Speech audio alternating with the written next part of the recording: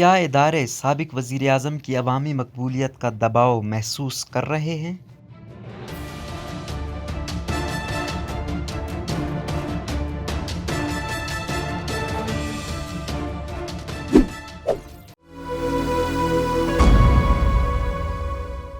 شہزاد ملک کے مطابق پاکستان کے سابق وزیر اعظم عمران خان کے خلاف تحریک عدم اعتماد کی کامیابی کے بعد قائم ہونے والی مخلوط حکومت کو اس وقت ملک کی موجودہ سیاسی اور معاشی صورتحال میں مشکلات کا سامنا دکھائی دے رہا ہے۔ ایک جانب معاشی محاذ پر مہنگائی کی شرح بڑھ رہی ہے، ملک کے کم ہوتے زر مبادلہ کے ذخائر کی مشکل ہے، اور دوسری جانب وہ کوئی بھی سخت اور مشکل فیصلہ لے کر اپنی سیاسی ساکھ کو نقصان پہنچانے سے گریزاں ہیں۔ ادھر سیاسی محاذ پر بھی سابق حکمران جماعت پی ٹی آئی نے موجودہ حکومت کو آئینی و سیاسی الجھنوں میں الجھا رکھا ہے۔ پی ٹی آئی کی حکومت جانے کے بعد سے سابق وزیر اعظم عمران خان عوامی رابطہ مہم کے تحت ملک کے مختلف شہروں میں جلسے کر رہے ہیں، اور ان میں وہ ریاستی اداروں پر الزامات عائد کرنے کے ساتھ ساتھ موجودہ حکومتی اراکین پر قائم مقدمات کا حوالہ دے رہے ہیں۔ حالیہ دنوں میں ملک کی عدلیہ کی جانب سے پی ٹی آئی اراکین کو ملنے والا ریلیف ہو 63A کے تحت صدارتی ریفرنس پر عدالت عظمیٰ کی تشریح یا حکومت کی جانب سے تحقیقاتی اداروں میں مبینہ مداخلت پر سپریم کورٹ کے از خود نوٹس، ملک کے سیاسی و سماجی حلقوں اور سوشل میڈیا پر ایک بحث نے جنم لیا کہ کیا اسٹیبلشمنٹ اور عدلیہ کو عمران خان کی عوامی مقبولیت کا دباؤ محسوس ہو رہا ہے۔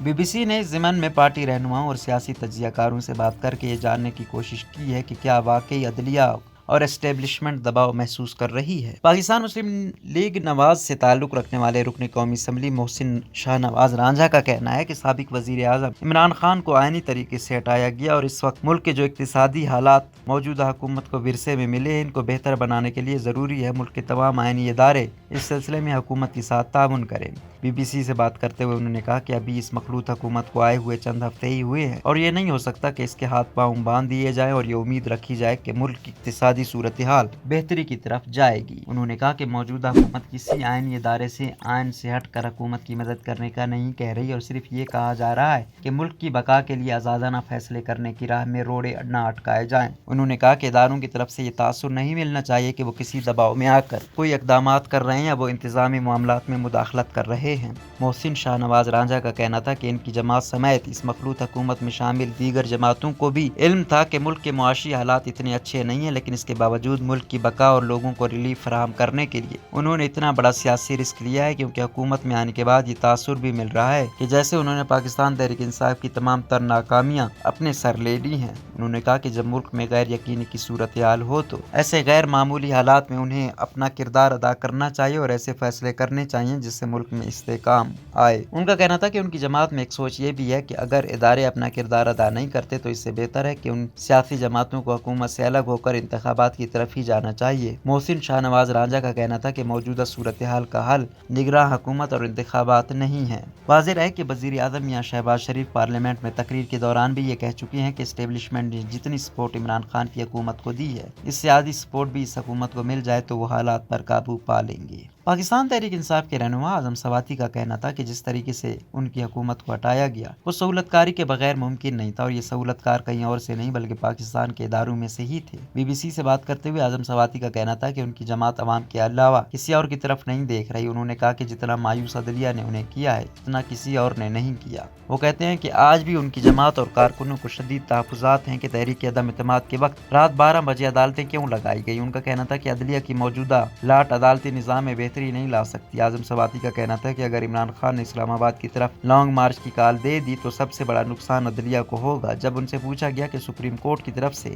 آنے والے حالیہ فیصلوں سے تو ان کی جماعت کو ریلیف ملا ہوگا، تو اعظم سواتی کا کہنا تھا کہ اب معاملہ اس سے بہت آگے نکل چکا ہے۔ انہوں نے کہا کہ ایم کیو ایم یا بلوچستان عوامی پارٹی نے تحریک انصاف کی حکومت کو کسی میجر یا کرنل کے کہنے پر تو نہیں چھوڑا ہوگا، بلکہ سب کو معلوم ہے کہ کس نے کیا کردار ادا کیا۔ انہوں نے کہا کہ جب ان کی حکومت ختم کی گئی اور قومی اسمبلی سے مستعفی ہونے کا فیصلہ کیا گیا تو ان تمام پارٹیوں کے تمام لیڈروں نے اس کی مخالفت کرتے ہوئے کہا تھا کہ پارلیمنٹ سے باہر رہ کر ان کی جماعت اپنا مؤثر کردار ادا نہیں کر سکے گی، لیکن پارٹی کے چیئرمین عمران خان کا کہنا تھا کہ جب وہ عوام میں اصل صورتحال کے بارے میں بتائیں گے تو وہ یقیناً ان کے ساتھ ہوں گے۔ اعظم سواتی کا کہنا تھا کہ کہ پی ٹی آئی کے جلسوں میں ایسے لوگ بھی آ رہے ہیں جنہوں نے کبھی سیاست میں حصہ نہیں لیا۔ انہوں نے کہا کہ ملک کے عدالتی نظام نے ان کی جماعت اور لوگوں کو مکمل طور پر مایوس کیا ہے۔ اعظم سواتی کا کہنا تھا کہ موجودہ آرمی چیف کی مدت ملازمت میں توسیع سے لے کر اعلیٰ عدلیہ میں ججز کی تعیناتی تک وہ ایسی بہت سی باتوں سے واقف ہے جو کہ کبھی مناسب وقت پر منظر عام پر لائیں گے۔ انہوں نے کہا کہ ان کی جماعت نہ تو اسٹیبلشمنٹ کی طرف دیکھ رہی ہے اور نہ ہی ان کی جماعت کو اب بیساکھیوں کی ضرورت ہے۔ تجزیہ کاروں کی کیا رائے ہے؟ کیا پی ٹی آئی حکومت کے خاتمے کے بعد عمران خان کی عوامی مقبولیت کے باعث ملکی ادارے دباؤ محسوس کر رہے ہیں؟ اس پر تجزیہ کاروں نے ملا جلا تبصرہ دیا۔ تجزیہ کار حامد میر نے بی بی سی سے بات کرتے ہوئے کہا کہ بظاہر ایسا لگ رہا ہے کہ عدلیہ اور بالخصوص سپریم کورٹ تحریک انصاف کے حالیہ جلسوں کے بعد دباؤ میں آئی ہے اور 63A کے تحت صدارتی ریفرنس پر جس طریقے سے رائے دی گئی ہے، آئینی ماہرین کے مطابق تو سپریم کورٹ نے آئین میں ترمیم ہی کر دی ہے۔ انہوں نے کہا کہ وزیر اعظم اور پنجاب کے وزیر اعلیٰ کے خلاف کرپشن کیسز کا معاملہ عمران خان نے عوامی جلسوں میں اٹھایا تھا اور اس کے بعد سپریم کورٹ نے اس پر از خود نوٹس لیتے ہوئے اس پر کارروائی کا آغاز کر دیا۔ حامد میر کا کہنا تھا کہ بظاہر از خود نوٹس ایک جج کے نوٹ پر لیا گیا، لیکن عوام میں اس تاثر کو تقویت مل رہی ہے کہ یہ سارا معاملہ عمران خان کے مطالبے کے بعد شروع کیا گیا۔ انہوں نے کہا کہ بظاہر اسٹیبلشمنٹ پاکستان کے تحریک انصاف کے جلسوں سے متاثر نہیں ہوئی اور ان کا ابھی تک یہی موقف ہے کہ فوج اس معاملے میں نیوٹرل ہے اور اس کا سیاسی معاملات سے کوئی لینا دینا نہیں ہے۔ حامد میر کا کہنا ہے کہ چونکہ فوج آئین کے آرٹیکل 243 کے تحت حکومت کا ایک ماتحت ادارہ ہے، اس لیے انہیں ان کی حمایت کرنی چاہیے۔ تجزیہ کار سہیل بڑائش کا کہنا ہے کہ ججز کی اپنی سوچ ہوتی ہے اور وہ ان چیزوں کو اپنے زاویے سے دیکھتے ہیں جو کہ شاید عام آدمی اس نظر سے نہ دیکھ رہا۔ انہوں نے کہا کہ وہ نہیں سمجھتے کہ عدالتیں کسی کے دباؤ میں آ کر فیصلے دیتی ہیں، تاہم یہ ضرور ہے کہ عدالتوں کو فیصلہ دیتے ہوئے اس بات کو ضرور مد نظر رکھنا چاہیے کہ وہ کہیں آئین میں دیے گئے اپنے اختیارات سے تجاوز تو نہیں کر رہے۔ انہوں نے کہا کہ اس بات کو نظر انداز نہیں کیا جا سکتا کہ کسی سیاسی لیڈر کے بارے میں فیصلہ دیتے ہوئے اس کو مقبولیت کو پس پشت نہیں ڈالا جا سکتا۔ روزنامہ قدرت کی ویڈیو دیکھنے کے لیے ابھی یوٹیوب چینل پر سبسکرائب کریں اور بیل آئیکن پر بھی کلک کریں۔